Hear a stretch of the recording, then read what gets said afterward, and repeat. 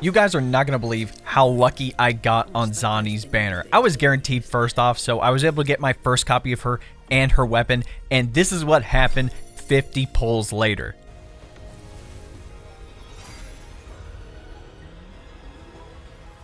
Alright, I just doing random temple, right?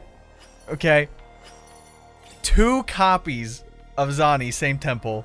I think we all expected Zani to be another viable DPS option, but I didn't think she was going to be this good. So if you're looking for another character to take advantage of the Spectro Frazzle debuff and also amplify it, you may want to pull for Zani. And if you've been looking for a guide on her, I got you. Let's not waste any time and dive right into it. If you are debating on pulling for Zani, her strengths do include number 1, being the premier Spectro Frazzle DPS. Not only being able to trigger all of the Spectro Frazzle stacks at once, but her kit scales off of it, and I'll explain that a little bit more when we get to the kit breakdown. Number 2, she can fully block attacks with her ready stance if timed up properly, and she receives damage reduction. And number 3, she has a balanced kit, not only being a good DPS, but also providing buffs with her ultra skill for your other teammates. For Zani's combat roles, she falls under a main damage dealer with having higher heavy attack damage, Spectro damage amplification, and also Spectro Frazzle. And here are all the materials you're going to need to get her up to max level. For the polygon cores, they can be found on echoes that don't fall under the humanoid or specifically the animal type echoes, so there are plenty of them, so you can farm this material very easily. For the flower, we're looking for the Sword of Chorus, which can be found using collection spots, and it's very easy to find these around the 2.0 map. Or you can buy them at Rosemary's Apothecary in Raguna City. For the overworld boss material, you're going to have to fight the Sentry Construct for the Platinum Core. For what skills prioritize upgrading first on Zani, definitely her Forte circuit. This is where a majority of her damage is going to come from. After that, your Resonance Liberation, your Resonance skill, your normal attack, and then lastly, your intro skill. And here are all the materials you're going to need to upgrade all of these skills. For the cadence material, your best bet is to do forgery challenges, specifically Abyss of Sacrifice in the 2.0 area, because it will also drop the polygon cores you're going to need. And for our weekly boss material, you're going to have to fight Hecate for the Netherworld Stare. To maximize Zani's damage, we need to understand exactly how her kit works. Similar to Phoebe's kit, Zani has 2 parts of her Forte bar. The first thing we're going to talk about is redundant energy, which is the top portion. The main thing to note is that whenever you hit a target with your normal attacks, which includes your basic and heavy attacks, your resonance skill, which includes the block and the follow-up portion, which I'll cover here in a sec, or your intro skill, you'll gain redundant energy. For her normal resonance skill, which is the shield icon, this is standard defense protocol. Now you can use the shield as just a normal attack. Again, you'll enter the block stance, you'll follow up with basic attack stage 3 and get that redundant energy. But if an enemy attacks while you're in the block stance, it will reduce the instance of damage by 100% and stagnate nearby targets, so a little bit of a time stop. You'll deal Spectro damage, reduce vibration strength by 5%, and damage taken by Zani is reduced by 30% within the next 2 seconds. Now, if you're in her base mode and you get that redundant energy all the way full, your resonance skill is replaced with what's called Crisis Response Protocol. And very similar to the regular resonance skill, if you hold down the button or release it early, again, you can attack, consume all your redundant energy, and deal Spectro damage considered Spectro Frazzle damage. Or similar to block stance with the regular resonance skill, if you're attacked while in ready stance, it reduces the instance of damage by 100%. You'll consume all redundant energy and attack, dealing Spectro damage, also considered Spectro Frazzle damage. Again, you will stagnate the targets nearby, reduce the vibration strength, and receive the damage reduction. After using this enhanced resonance skill, it'll send Zani into Sunburst mode, and it will inflict a stack of Heliacal Ember upon the enemy, and you'll also recover some blaze. Now, first up, the easy part. With Sunburst mode, the Spectro Frazzle damage dealt by Zani to the target is amplified by 20%, pretty much a free damage bump. Now, if you recall, I said Zani can take advantage of Spectro Frazzle. Well, this is where the Heliacal Ember comes into play. If Zani is on your team and any resonator inflicts Spectro Frazzle, it immediately consumes all the stacks to trigger the corresponding damage and then converts the Spectro Frazzle into an equal number of Heliacal Embers. If you look at the icon under the enemy names, you can see that it doesn't have the regular Spectro Frazzle image. It actually has a different one. That is the Heliacal Ember. Now, every time this conversion happens, Zani obtains blaze based on the stacks of Heliacal Ember inflicted, and you can cap it out at 60 stacks, with each stack lasting 6 seconds. So unlike normal Spectro Frazzle where you're maxed out at 10, you could have up to 60 Heliacal Embers, which is kind of insane. And these stacks are counted toward the Spectro Frazzle stacks for the Eternal Radiance Sonata effect, so you don't have to worry about having a different echo set. The same Eternal Radiance set that takes advantage of Spectro Frazzle can work with Heliacal Ember, so you don't have to worry about that. Now, coming back to our Forte bar, like I mentioned, there are 2 different sections. Under the main Forte bar, there's the charge bar, that is Blaze. You can hold up to 100, and like I mentioned, after you use the enhanced resonance skill, or anytime you convert Spectro Frazzle to Heliacal Embers, it gives you Blaze. Now, the only way to take advantage of Blaze is by triggering her Resonance Liberation. So initially, you'll pop the skill, you'll go through the animation, you'll deal some Spectro damage, and enter what's called Inferno mode. You'll increase your max Blaze from 100 to 150, and popping your Resonance Liberation gives you an extra 50. So if you already had 100, you can actually max it out to that 150 immediately, and the damage multiplier of basic attacks is increased. Now that Zani's in Inferno mode, she gains some heavy slash attacks. Now, I know there's a lot in this description, but I'm going to break it down real simple for you. After you pop the Resonance Liberation, you can either hold down your basic attack or your Resonance skill button to perform Resonance skills, Scorching Light, and enter that ready stance mode similar to the regular enhanced Resonance skill that I mentioned earlier. This is basically the final form of that charged Resonance skill attack where, again, you can still hold the button, go through the animation, perform the attack, or if you block at the right time again, you'll reduce the instance of damage by 100%, stagnate nearby enemies, perform the attack, consume Blaze, and further reduce the vibration strength by 10%, and again, Zani's damage taken within the next 2 seconds is reduced by 30%. And you'll notice after this attack, your basic attack icon is now glowing. This is Heavy Slash Nightfall. Again, when you hit a target, it'll consume 40 Blaze, increasing the damage multiplier of the Nightfall attack in and of itself,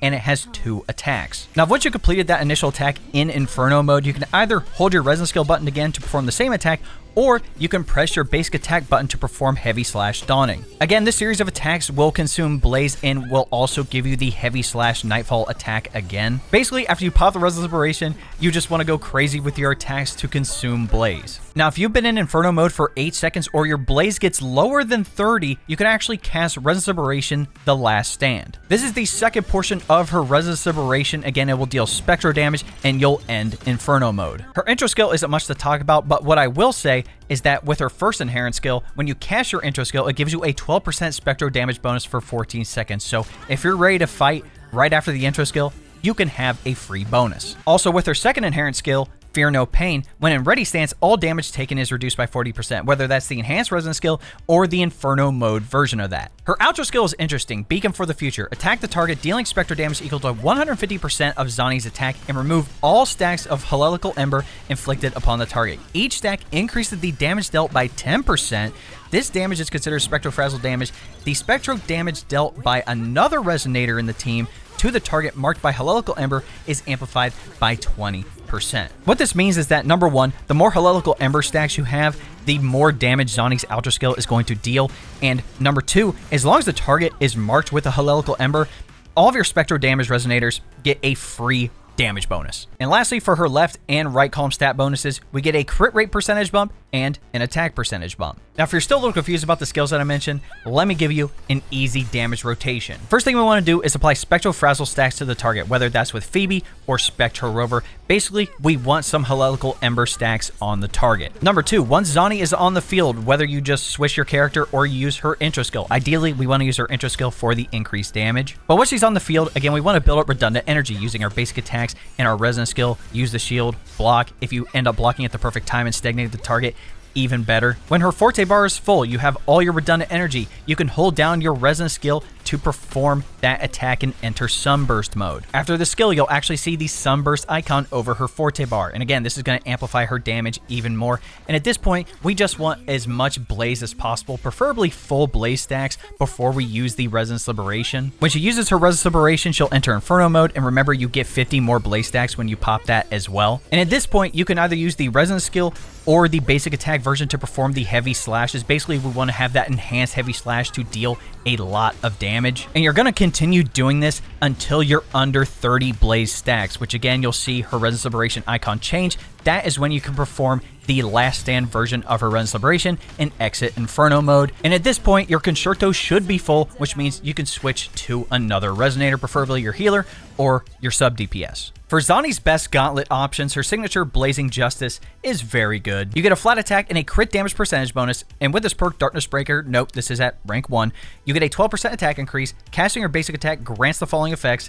Dealing damage ignores 8% of the target's defense and amplifies Spectro Frazzle damage dealt by 50% for 6 seconds. Re-triggering, the effect resets its duration. Obviously, being able to ignore defense and buff the Spectro Frazzle damage is great. Plus, with the crit damage percentage, it really helps us narrow down what echoes we can put on. And again, I'll talk about echoes here in a minute. Another viable weapon option would be Rochia's signature Tragic Comedy. You get a flat attack and a crit rate percentage bump with this perk, Fool's Warble. At rank 1, you get a 12% attack increase. Every time your basic attack or intro skill is cast, you get a heavy attack damage bonus, which increases by 48% for 3 seconds. And again, Zani's attacks, most of them are considered heavy attacks, so this is going to be good. Another option would be Zhang Liao's signature Verity's Handle. You get a flat attack and a crit rate percentage bump with this perk, Add Ver to them. You gain an attribute damage bonus. When you cast your Resonance Liberation, you gain a Resonance Liberation damage bonus. The effect can be extended when you use your Resonance skill. The last 5-star would be the standard Abyss Surges. You get both a flat and attack percentage bump with this perk, Stormy Resolution. You get the energy regen bump.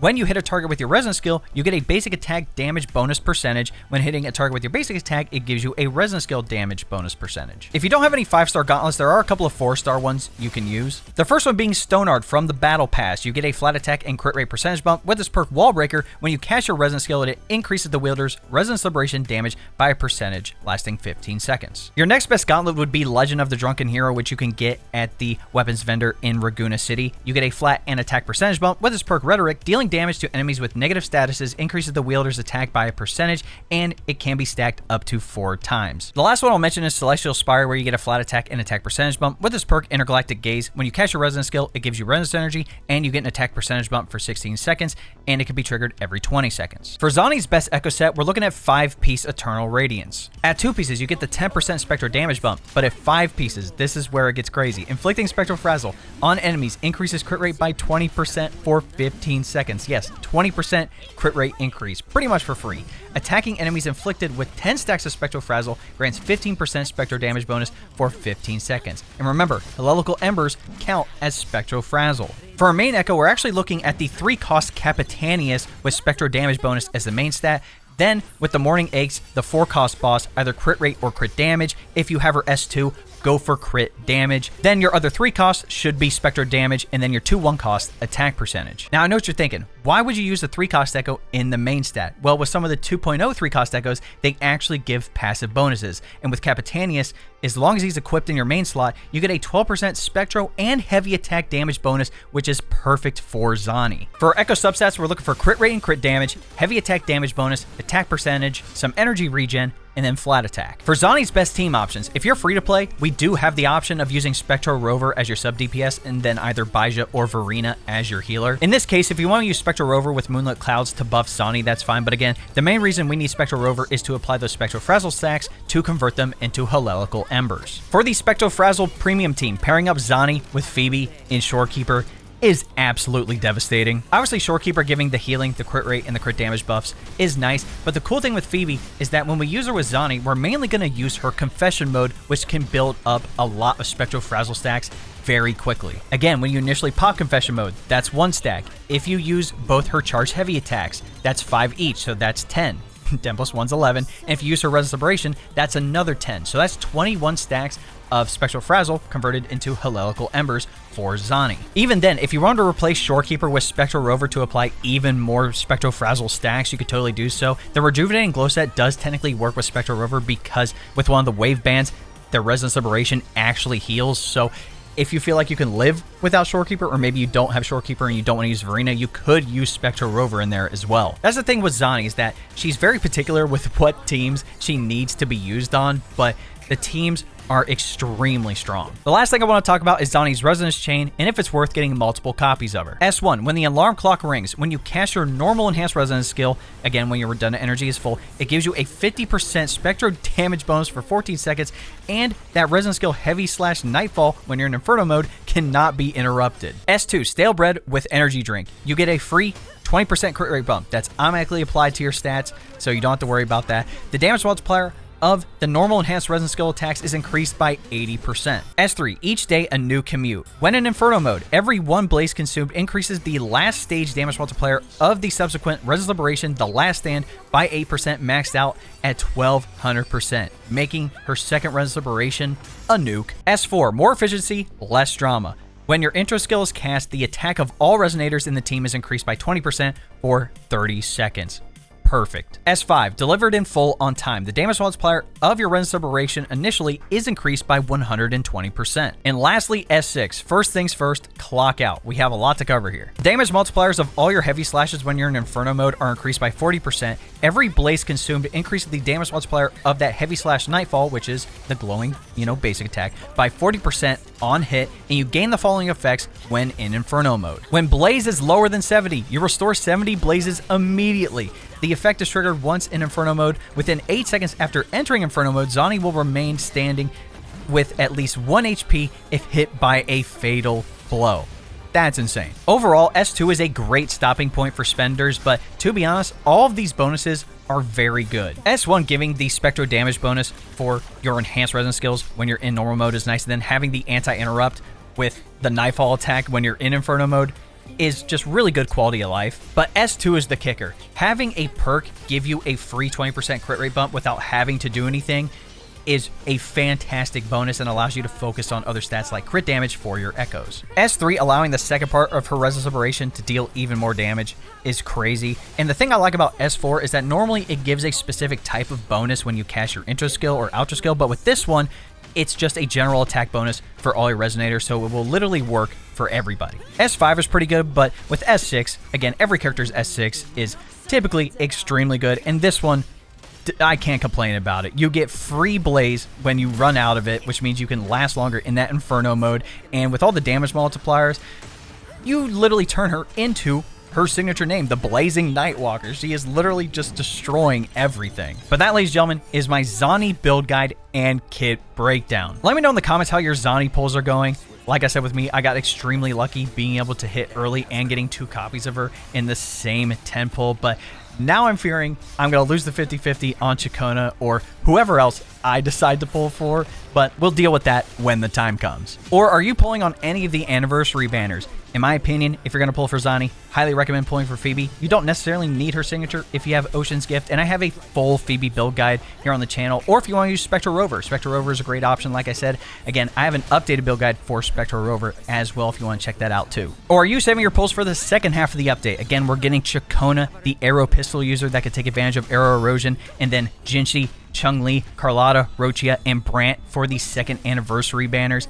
Let me know. In any event, if you enjoyed this video, be sure to drop a like on it, subscribe to the channel, and turn on that bell next to notifications so you don't miss out on any other Wuthering Waves content we have coming out here on the channel. If you didn't know, we live stream here on YouTube and then also over on Twitch. That link will be in the description. I typically stream Wuthering Waves whenever we have a new update, there's a new event, or a new banner is out, and usually there's always drops available as well, so if you want some extra materials, be sure to tune on into the stream. Also, if you want to join my community, hop in my Discord. That link will also be in the description. We have plenty of people talking about Wuthering Waves, other gacha games, and then plenty of other topics including gaming, tech, and anime. Lastly, if you want to help support the channel even more, you can look into becoming a member. Now, if you don't know what a membership is, it's essentially like a Twitch subscription, but it's technically cheaper. You're going to gain access to exclusive emotes, monthly badges, and the main benefit, which is getting access to all of my long-form videos early. So, if you would like some more information, all you have to do is press the join button next subscribe, and I'll give you a rundown with all the details you need. Alright, ladies and gentlemen, it's been your boy. We'll catch you in the next video.